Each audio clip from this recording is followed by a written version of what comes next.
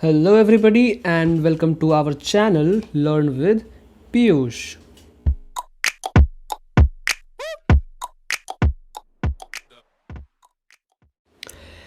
तो आज हम पढ़ने जा रहे हैं एक फ्रेश न्यू चैप्टर जिसका नाम है द लास्ट लेसन और ये हमारे चैप्टर का फर्स्ट लेसन है।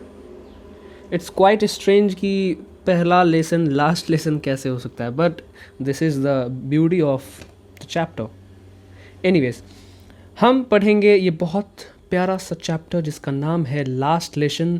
और ये लेसन जो है, ये जो चैप्टर जो है, ये बेस्ड है एक स्कूल गोइंग चाइल्ड के ऊपर। वो हम बाद में पढ़ेंगे। पहले हम पढ़ेंगे इस चैप्टर के बारे में एक ब्रीफ सा इंट्रोडक्शन इस चैप्टर के ऑथर के बारे में, और बेसिकली थोड़ा सा हमें हिंट इस चैप्टर के बारे में भी मिल जाता है इस सेक्शन में। ऑलराइट, तो इस चैप्टर के जो ऑथर हैं उनका नाम क्या है? अल्फोंसे डॉडेट।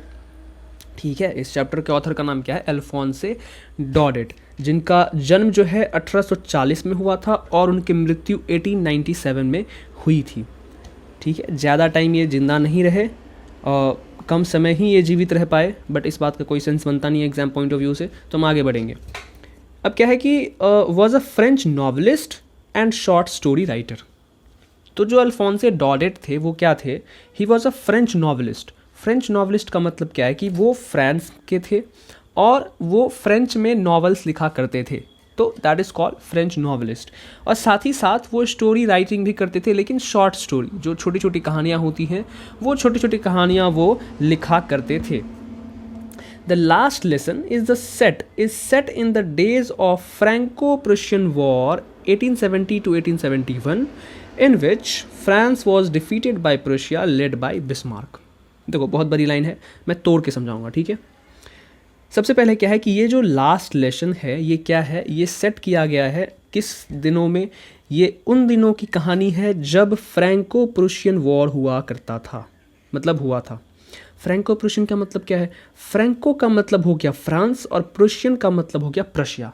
ठीक है, उस टाइम पे फ्रांस, जैसे हम भी जानते हैं, बहुत बड़ा नेशन है और प्रुशिया उससे भी बड़ा नेशन हुआ करता था। कैसे? यहाँ पे उसका प्रूफ दिया गया है, वो ये है कि प्रशिया जो है, Prussia then consisted of what now are the nations of Germany, Poland and parts of Austria.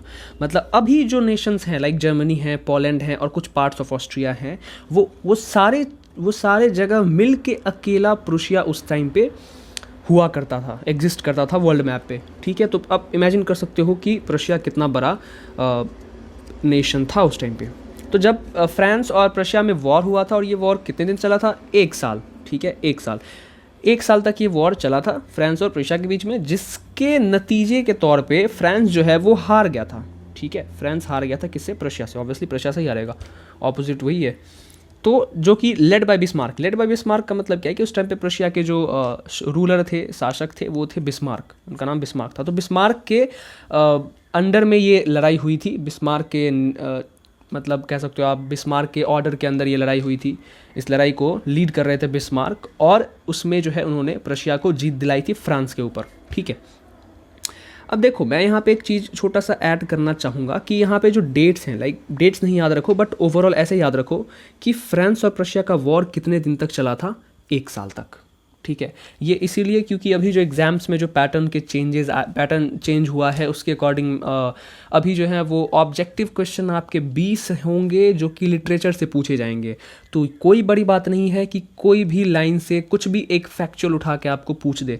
तो अब मैं कहूँगा कि समरी से सिर्फ काम नहीं चलेगा। आपको समरी तो पता होना ही चाहिए, बट आपको एक एक लाइन भी आपके दिमाग में होना चाहिए। ठीक है, not a big deal, these all are stories. ठीक है, स्टोरी जैसे कहानियाँ हम पढ़ते हैं, कहानियों की तरह याद रखो। हमें जब बचपन में कोई कहानी सुनाई जाती है तो हमें बहुत दिनों तक याद रहती है। क्यों? क्योंकि हम उसको उस तरीके से नहीं सुनते हैं जिस तरीके से, लाइक अभी हम लोग जैसे चैप्टर पढ़ते तो अरे एग्जाम है उसके लिए पढ़ना है, नहीं, उसके लिए पढ़ो ही मत। जस्ट इट्स अ चैप्टर समझ लो। आप उसी टाइम पे हो और आपको आपके कोई बड़े जो हैं वो कहानी सुना रहे हैं, तो बस इसको कहानी की तरह सुनो, दिमाग में रखो। सेंटेंस फ्रेमिंग आनी चाहिए। इंग्लिश में 100 के 100 नंबर मिल जाएंगे। It's not a big deal. ठीक है, तो ये बातें याद रखना कि फ्रांस और प्रशिया का जो वॉर हुआ था वो कितने दिनों तक हुआ था? 1 साल तक हुआ था। ऑलराइट, ठीक है।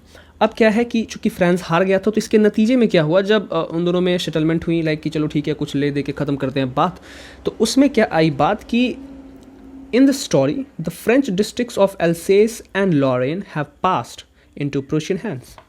तो सेटलमेंट के तौर पे क्या हुआ कि फ्रांस के दो स्टेट, एक एल्सेस दूसरा लॉरेन, ये दोनों जो हैं वो प्रुशिया को हैंड ओवर कर दिया गया, मतलब इनको अपने मैप से हटा के प्रुशिया के मैप में डाल दिया गया। ठीक है, ये सेटलमेंट के तौर पे हुआ था, जो भी रीजंस हो।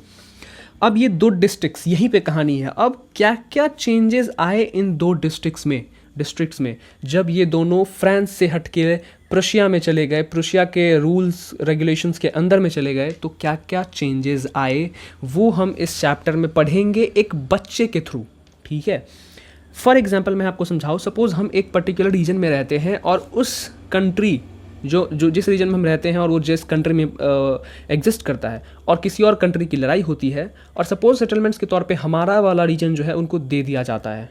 ठीक है, तो सपोज़ हमारे यहाँ बोली जाती है कोई एक्स लैंग्वेज, उनके यहाँ बोली जाती है कोई वाई लैंग्वेज, जो कि हमें आती नहीं है, हमने बचपन से एक्स लैंग्वेज ही सीखी है। लेकिन जब हम उसके अंदर में जाएंगे तो वो तो हमें वाई लैंग्वेज सिखाने को कहेगा, क्योंकि उसके अकॉर्डिंग चलेंगे हम, है ना। तो ऑब्वियसली यू कैन इमेजिन कि हमें कितनी दिक्कतें आ सकती है। ठीक है, तो यही चीज़ें ही हुई है यहाँ पे कि एल्सेस और लॉरेन को जब हैंड ओवर कर दिया गया प्रुशियन स्टेट को, तो क्या क्या सारी दिक्कतें आई, बहुत सारे प्रॉब्लम्स फेस करने पड़े वहाँ के लोकल लोगों को, वही हम पढ़ेंगे इस चैप्टर में, इस लास्ट लेसन नाम के इस स्टोरी में। ठीक है, तो आई होप आपको ये जो ओवरव्यू था मैंने बहुत डिटेल में दिया है, बहुत अच्छे से दिया है, आराम से समझाया मैंने, तो कोई बड़ी बात नहीं है। बस इसके ऑथर का नाम रखो। इसमें जो याद रखने वाली चीज़ है वो मैं बताऊँ तो एक ऑथर अल्फोंसो डॉडेट, ये याद रखने की जरूरत नहीं है कब वो जन्म लिया, उससे मतलब नहीं है। फिर ये याद रख लो कि फ्रांस और प्रशिया के बीच में वॉर हुआ था कितने दिनों तक, 1 साल तक बस, और किसके द्वारा, बिस्मार्क के द्वारा। ठीक है, बिस्मार्क के अंदर में प्रुशिया के उस टाइम पे कौन थे शासक, बिस्मार्क, करेक्ट। और उस टाइम पे प्रुशिया कौन कौन से, अभी जो नेशंस एग्जिस्टिंग नेशंस हैं वो कौन कौन से थे उस टाइम पे प्रुशिया के अंदर, तो Germany, Poland and parts of Austria, ये याद रखो। उसके बाद कौन कौन से 2 डिस्ट्रिक्ट्स थे जो कि दे दिए गए, तो एल्सेस एंड लॉरेन। ये बहुत बेसिक्स है, बट मैं सब कुछ क्लियर करते चल रहा हूँ ताकि एग्जाम में 1% भी, 0.1% भी कोई दिक्कत ना हो आप लोगों को, correct.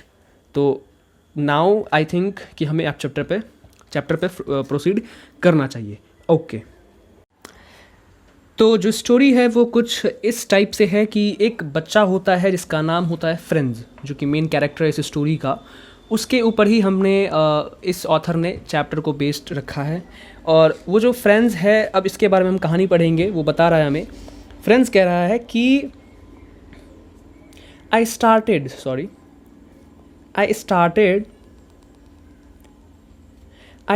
for school very late that morning and was in great dread of scolding. अब ये फ्रेंड्स कह रहा है कि कोई सुबह होगी normally after the war I guess, कि उस सुबह जो है वो लेट उठता है और स्कूल जाने में वो उसको देरी हो जाती है, और he was in a state of great dread of scolding. Great dread of scolding का मतलब क्या होता है कि वो एक ऐसे स्टेट ऑफ माइंड में होता है कि उसके दिमाग में एक डर होता है, एक अफ्रेडनेस होती है कि मुझे डांट ना लग जाए, ग्रेट ड्रेड ऑफ स्कॉल्डिंग मतलब क्या होता है, डर की कहीं डांट ना लग जाए। अब भाई डांट क्यों ना लग जाए, specially because M. Hamel had said that he would question us on participles and I did not know the first word about them. M. Hamel, he is also a prominent character of this chapter. कि क्या है कि क्यों वो डरा होता है, क्योंकि उसके जो टीचर होते हैं एम एम एल जो हैं उसके टीचर होते हैं, फ्रेंड्स के टीचर होते हैं एम वो उन्होंने क्या कहा होता है कि अगली क्लास में हम जो हैं वो डिस्कस करेंगे पार्टिसिपल्स के ऊपर, और मैं तुम लोगों से मतलब सारे स्टूडेंट्स से क्वेश्चन करूंगा पार्टिसिपल्स के ऊपर। ठीक है, अब क्वेश्चन करूंगा तो भाई जो भी टीचर्स होते हैं क्वेश्चन पूछेंगे, अगर नहीं आएगा तो डांट लगने की प्रोबेबिलिटी बहुत ज़्यादा होती है, क्योंकि अगर हम होमवर्क करके नहीं जाते तो हमें डांट लगती है और पढ़नी भी चाहिए। तो इस चीज़ का डर जो है, जैसे हर बच्चे को होता है, अगर आप होमवर्क आपको भी हुआ कभी, अगर आप स्कूल जाओ और आपने होमवर्क नहीं कराओ तो आपको पूरे रास्ते एक डर होता है आपके मन में कि कहीं डांट ना खाऊं। तो वही डर उसके मन में भी था, फ्रेंड्स के मन में, कि एम हेमल ने जो होमवर्क दिया था पार्टिसिपल्स को पढ़ के आने का, ताकि वो उस पर क्वेश्चंस पूछेंगे, और डर क्यों था, क्योंकि उसने पार्टिसिपल्स के बारे में उसको कुछ नहीं पता था। He was not knowing a single word about participles. तो ये इस रीज़न से वो जो फ्रेंड्स था वो डरा हुआ था बहुत। For a moment I thought running away and spending the day out of doors. ठीक है, एक टाइम के लिए फ्रेंड्स जो है उसने सोचा कि क्यों ना मैं घर से निकलूँ बट स्कूल ना पहुँचूँ और कहीं और जो है वो आउटडोर्स में कहीं जाके अपना टाइम स्पेंड करूं और फिर जब छुट्टी का टाइम हो तो मैं घर आ जाऊं ताकि मैं उस होमवर्क से और उस डांट से बच पाऊं। तो ये दूसरा ऑप्शन जो है उसके माइंड में था। It was so warm so bright the birds were chirping at the edge of the woods. अब यहाँ पे जो फ्रेंड्स है वो सीन बता रहा है हम लोगों को कि वहाँ पे किस टाइप का लाइक इन्वायरमेंट क्या था, वहाँ पे क्या क्या चीज़ें थी वहाँ पे। तो वहाँ पे थी कि it was so warm and so bright, मतलब काइंड ऑफ कह लो कि आप सनी डे था, क्योंकि धूप निकली हुई होगी, तेज़ धूप होगी तो इसलिए ज़्यादा ब्राइटनेस थी और गर्मी ऑब्वियसली होगी ही। तो वो कह रहा है कि it was so warm and so bright. ठीक है, the birds were chirping at the edge of the woods, और पेड़ की टहनियों पे चिड़ियाँ जो है वो चहचहा रहे थे, मतलब जैसे चिड़ियाँ आवाज़ करती है। And in the open field back of the sawmill the Prussian soldiers were drilling. और एक ओपन फील्ड होता है, सॉमिल जो है, सॉमिल क्या होता है, लकड़ी का एक कोई भी फैक्ट्री काइंड ऑफ, ठीक है, छोटा फैक्ट्री जहाँ पे लकड़ी जो है वो क्या होती है, लकड़ी को हम काटते हैं। ठीक है, तो उस सॉमिल के पीछे बहुत बड़ी फील्ड होती है जहाँ पे प्रशियन सोल्जर्स शायद कोई ड्रिलिंग कोई काम कर रहे होते हैं।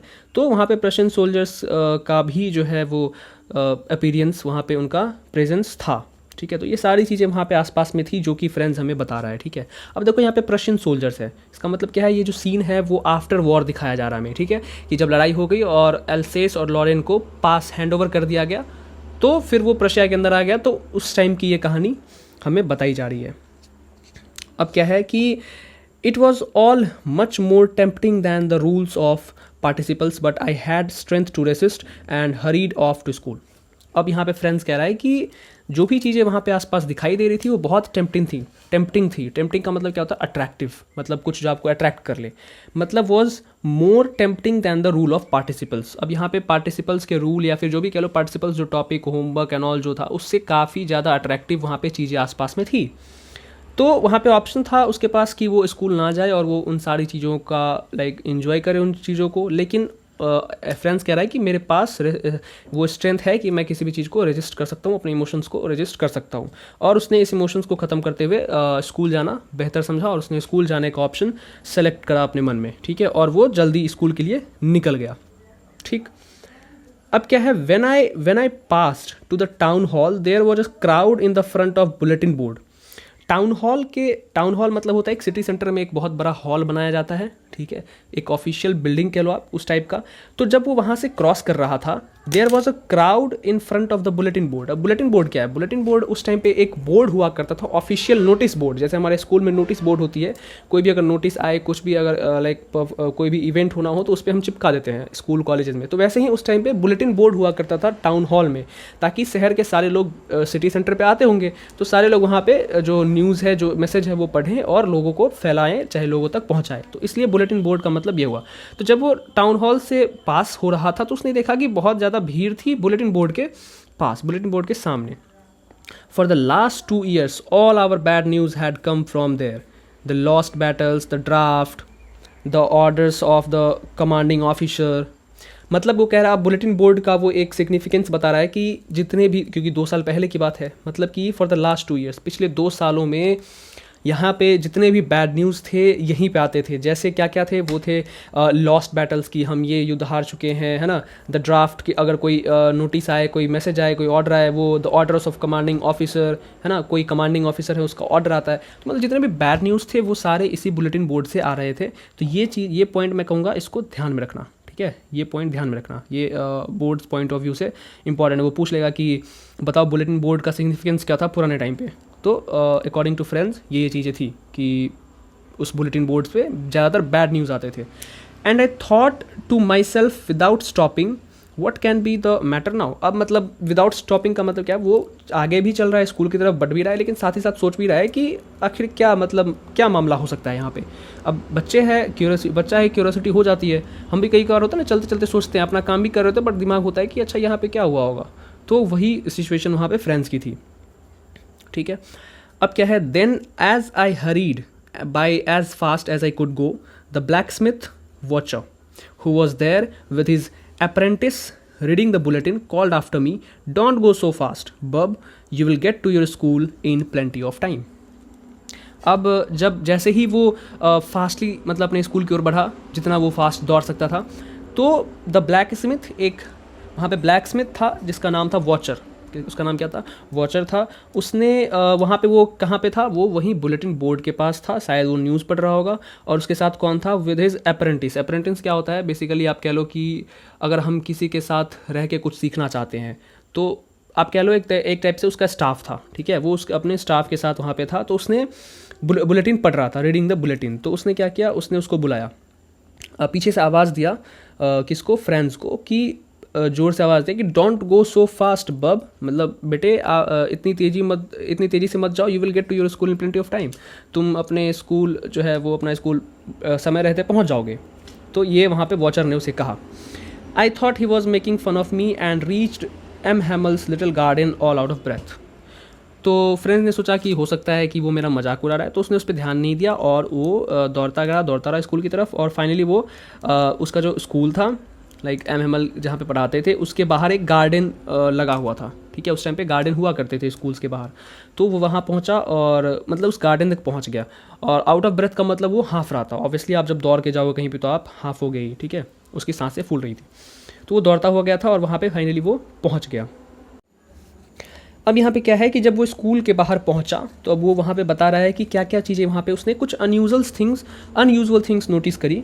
और वो पहले यूजुअल थिंग्स क्या थी कि यूजुअली व्हेन स्कूल बिगैन, वो कह रहा है कि जब यूजुअली जब नॉर्मल दिनों पे स्कूल जब शुरू होती थी, देयर वाज अ ग्रेट बसल का मतलब होता है बहुत सारा नॉइज़ होता था। जब आप एक बहुत सारा ग्रुप ऑफ बच्चाज, मतलब बहुत सारे बच्चे एक साथ ग्रुप में जाए तो होता है ना कि बहुत सारा गुन की आवाज़ आती है।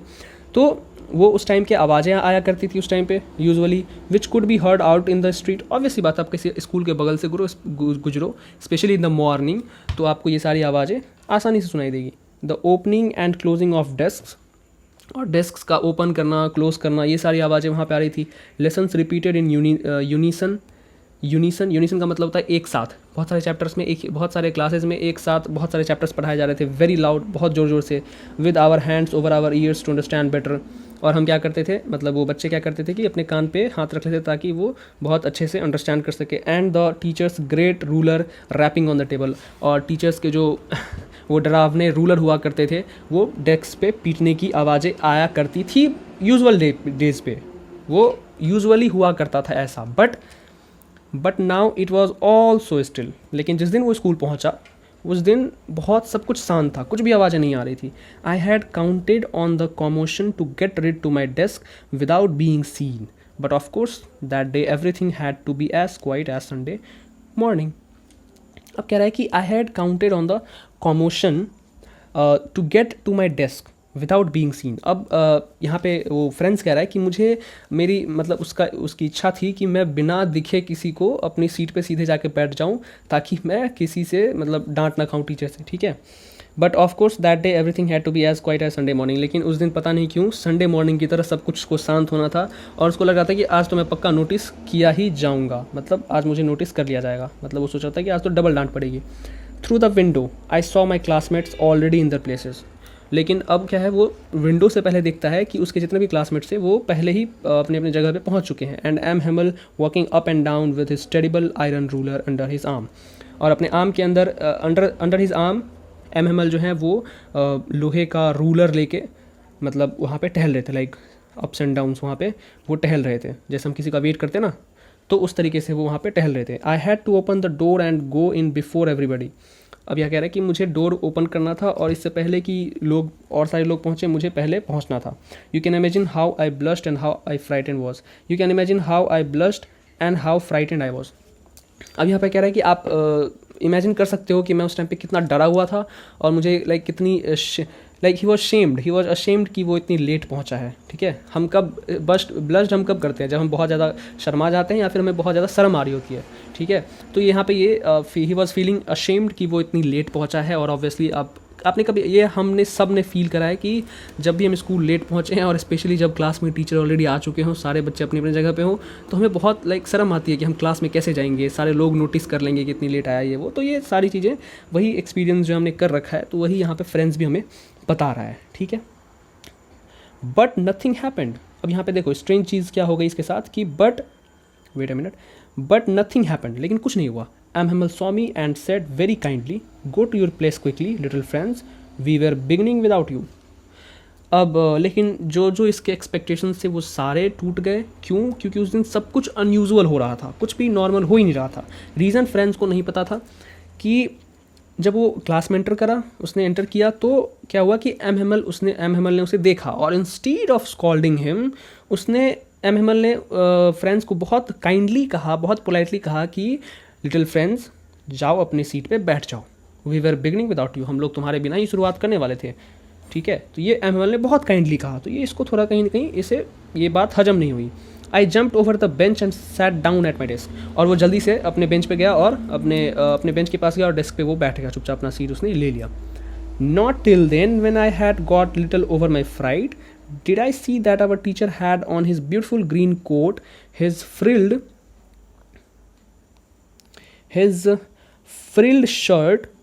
frilled shirt and the little black silk cap all embroidered that he never wore except on inspections and prize days. अब देखो यहाँ पे इसने शुरुआत से ही अनयूजुअल चीज़ें एक्सपीरियंस करते हुए आया है। क्या क्या उसने एक्सपीरियंस करा? सबसे पहले तो जब वो स्कूल पहुँचा तो वो जो नॉर्मल नॉइज़ हुआ करता था उसे वो चीज़ देखने को नहीं मिली। एक जब वो क्लास में एंटर किया उसने तो इंस्टीड ऑफ डांट खाना उसे बहुत पोलाइटली कहा गया कि तुम जाके सीट पे बैठ जाओ।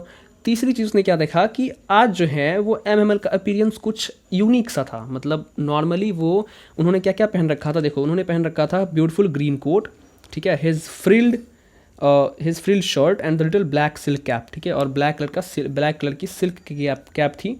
वो उन्होंने वो सारी चीज़ें पहनी थी, लेकिन वो स्ट्रेंज ये था कि वो सारी चीज़ें वो कुछ इंपॉर्टेंट डेज पे पहना करते थे स्कूल में, लाइक जिस दिन इंस्पेक्शन हुआ उस दिन, या फिर जिस दिन प्राइज़ डिस्ट्रीब्यूशन था, या फिर कोई पर्टिकुलर फंक्शंस या इवेंट्स के दिनों पे ही वो पहना करते थे। लेकिन स्ट्रेंज ये था कि आज भी वो ये सारी चीज़ें पहन के आइए। देखो यहाँ पे उनका ये अपीयरेंस देखो, है ना, उन्होंने हैट पहन रखा है, ये इन्होंने कोट पहन रखा है, शर्ट पहन रखा है, जो भी यहाँ पे बताया गया। ये चीज़ ये इंपॉर्टेंट है, ये याद रख लेना, ये एग्ज़ाम में आ सकता है ऑब्जेक्टिव में, ठीक है। तो ये सारी चीज़ें स्ट्रेंज चीज़ जो है वो फ्रेंड्स ने एक्सपीरियंस करी उस टाइम पे, ठीक है। उसे लगा कि अरे ये तो नॉर्मल डेज पे टीचर पहन के आया करते थे, बट आज ऐसा क्या है कि मुझे सारी चीज़ें अनयूजुअल दिख रही हैं। वो अभी भी इस चीज़ में मतलब अब तक उसने क्या हुआ कि यहाँ पे एक लाइन और है, छूट गया था, सॉरी, कि when I had got a little over my fright, मतलब जब तक कि उसने अपना डर थोड़ा सा ओवरकम किया, कि उसे लगा कि चलो ठीक है आज डांट नहीं पड़ेगी, बच गया मैं, तो उतने में ही उसने ये चीज़ें नोटिस की कि टीचर उसका जो है वो बहुत स्पेशल ड्रेस पहन के आया है, जबकि वो नॉर्मल डे था। मतलब उसके पीछे का रीज़न क्या था वो फ्रेंड्स अभी भी सोच रहा है, ठीक है। अब क्या है देखो, besides the whole school seemed so strange and solemn, ठीक है। और इतना ही नहीं, उसको पूरा स्कूल ही जो है उस दिन पूरा स्कूल बहुत स्ट्रेंज लगा, है ना, बहुत अजीब लगा उस दिन कि अरे अनयूजुअल चीज़ें क्यों हो रही है। But the thing that surprised me most was to see on the back benches that were always empty the village people sitting quietly like ourselves, old Hauser with 3 cornered hat, the former mayor, the former postmaster and several other besides. अब देखो ये इतनी सारी चीज़ें unusual चीज़ें तो उसने experience की ही थी, लेकिन सबसे अनयूजुअल चीज़ जो उसने एक्सपीरियंस की उस दिन, कि उसके क्लास की जो लास्ट बेंच हुआ करती थी वो एम्प्टी हुआ करती थी, मतलब उस पर कोई बैठा नहीं करता था। बट उस दिन उसके विलेजर्स भी उसके बेंच पे आके बैठे हुए थे। अब ये तो सबसे बड़ी बात है, अगर आप अपने स्कूल में जाओ, आपको पता चले कि आपके विलेजर्स, आपके पड़ोसी आपके स्कूल में बैक बेंच पे बैठे हुए हैं, तो आपको कैसा अजीब लगेगा, आप शॉक्ड हो जाओगे। तो वैसे ही इसको भी यहाँ पे एक शॉकिंग काइंड ऑफ महसूस हुआ फ्रेंड्स को कि ये क्या अब नया है, मतलब उसको शॉक पे शॉक मिले जा रहा था उस दिन, ठीक है। अब देखो यहाँ पे याद करने वाली चीज़ें क्या क्या है। याद करने वाली चीज़ें ये है कि वहाँ पे बैक बेंचेस पे कौन कौन था, ठीक है। तो वहाँ पे कौन कौन था, ओल्ड हाउसर था, और उसने क्या पहन रखा था, 3 cornered हैट, ठीक है, 3 cornered जिसमें 3 कॉर्नर होते हैं। द फॉर्मर मेयर, ठीक है, फॉर्मर मेयर था वहाँ पे। द फॉर्मर पोस्टमास्टर भी था, और सेवरल अदर्स भी साइड, और बहुत सारे लोग थे, ठीक है। Everybody looked sad and Hauser had brought, everybody looked sad, बहुत वहाँ पे सारे लोग मतलब उदास दिख रहे थे। और जो हाउसर जो था had brought and old primer thumbed at the edges. Primer का मतलब क्या होता है, एक ट्रांसलेटर होता है जो कि लैंग्वेज ट्रांसलेट करता है, ठीक है। और वो जो पेपर के फॉर्म में था वो, एंड थम्ब्ड एट द एजेस। और थम्ब्ड का मतलब क्या होता है, मतलब फटा हुआ या फिर कह लो आप मुड़ा हुआ होता ना, उस टाइप का। थम्ब्ड मतलब था डैमेज, थम्ब्ड का मतलब डैमेज्ड। तो वो डैमेज हुआ पड़ा था एजेस पे, ठीक है। And he held it open on his knees with his great spectacles lying across the pages. और उसने अपने घुटने पे उसको फैला के रखा हुआ था और उसको अपने बड़े बड़े चश्मे से वो मतलब बहुत ही ध्यान से वो पढ़ रहा था, ठीक है। वो बहुत ध्यान से उसको पढ़े जा रहा था, ठीक। अब क्या है कि while I was wondering about it all, M. Hamel mounted his chair and in the same grave and gentle tone which he had used to me, said, "My children, this is the last lesson I shall give you. The order has come from Berlin to teach only German in the schools of Alsace and Lorraine. The new master comes tomorrow. This is your last French lesson. I want you to be very attentive." ये बहुत ही ज़्यादा shocking line है सभी बच्चों के लिए, ठीक है, क्योंकि इसमें शॉकिंग न्यूज़ दी गई है। मतलब फाइनली अब ये रीज़न रिवील हो गया है कि इतनी अनयूजुअल चीज़ें क्यों दिख रही थी, ठीक है। इतनी अनयूजुअल चीज़ें क्यों दिख रही थी उस दिन, ये अब फाइनली रिवील हो गया है कि जब while I was wondering about it all, मतलब जब तक ये बच्चा है, फ्रेंड्स है, वो जब तक ये बात समझ पाता तब तक मैं उतने में ही क्या हुआ, M. Hamel जो है mounted on the chair, mounted मतलब बैठना, वो अपने चेयर पे बैठे और उन्होंने उसी टोन में पूरी क्लास को कहा जिस टोन में फ्रेंड्स को सुबह सुबह आते ही कहा था कि बच्चे जाओ बैठ जाओ, ठीक है, बहुत प्यार। Same grave and gentle. Grave का मतलब होता है सीरियसनेस और जेंटल मतलब बहुत पोलाइटली। तो बहुत सीरियस होकर बहुत पोलाइटली उन्होंने कहा कि माय चिल्ड्रन, मेरे बच्चों, ये हमारा लास्ट लेसन है जो कि आज मैं आप लोगों को दूंगा, ठीक है। The order has come from Berlin. Berlin से ऑर्डर आ चुका है कि अब सिर्फ एल्सेस और लॉरेन के स्कूल्स में सिर्फ जर्मन पढ़ाए जाएंगे, फ्रेंच अब नहीं पढ़ाया जाएगा। The new master comes tomorrow. और फ्रेंच के जो नए टीचर हैं, ठीक है, जर्मन के जो नए टीचर हैं वो कल आपको पढ़ाने आएंगे और ये हमारा आज लास्ट फ्रेंच क्लास है। आज के बाद फ्रेंच आप कभी नहीं पढ़ पाओगे। तो इसीलिए मैं चाहता हूँ कि आप लोग बहुत अटेंटिव रहें। ये बहुत शॉकिंग न्यूज़ है सभी बच्चों के लिए कि ऑब्वियसली सोचो, आप जो लैंग्वेज बोल रहे हो, आपको पता चले कि आपको अब वो नहीं पढ़ना है, आपको दूसरी लैंग्वेज सीखनी है। कि एक तो कितना बुरा लगेगा कि आप वो लैंग्वेज अब ज़िंदगी में कभी बोल नहीं पाओगे, ठीक है। दूसरी बात, आपको कितने डिफ़िकल्टीज़ आएंगी कि आपको वो न्यू लैंग्वेज अडॉप्ट करनी है, वो सीखनी है। तो बहुत ही ज़्यादा ये डिस्टर्बिंग था सभी बच्चों के लिए और इसलिए सभी गांव वाले भी थे। तो अब जाके फाइनली रिवील हुआ कि ये रीजंस क्या था, इतनी सारी अनयूजुअल चीज़ें जो हो रही थी, है ना, जो भी ये सारी चीज़ें हो रही थी, इसके पीछे का रीज़न क्या था वो अब जाके क्लियर हो गया है, ठीक है। तो अब आपको समझ में आ गया होगा कि ये कितनी डिस्टर्बिंग न्यूज़ थी सभी बच्चों के लिए। अब आगे इसके क्या क्या रिएक्शंस होते हैं, क्या क्या रीजंस होते हैं, आगे की जो भी कहानी है हम नेक्स्ट पार्ट में कवर करेंगे, क्योंकि ये पार्ट ऑब्वियसली लेंदी हो गया थोड़ा सा। आगे वाला पार्ट जो है फाइनल पार्ट होगा, इसके 2 ही पार्ट्स हम रखेंगे, ठीक है। तो आई होप ये पार्ट आपको बहुत अच्छे से और बहुत प्यार से समझ में आया होगा, क्योंकि मैंने बहुत प्यार से और बहुत डिटेल वे में समझाया आपको, ठीक है। तो अगर ये एक्सप्लेनेशन आपको पसंद आया तो डेफिनेटली आप इसको शेयर करें और भी अपने फ्रेंड्स के साथ, जो भी आपके साथ हैं, पैरेलली हैं, इस चैप्टर को पढ़ेंगे या फिर पढ़ने वाले हैं, उनको आप डेफिनेटली शेयर करें, ठीक है, ताकि वो भी बहुत अच्छे से ये समझ लें ये चैप्टर, ठीक है। तो बस आज के लिए हम इतना ही रखते हैं और आप लोग इसको रिवाइज़ कर लो, ठीक है। और तब तक आप लोग पढ़ाई करते रहें and all the very best.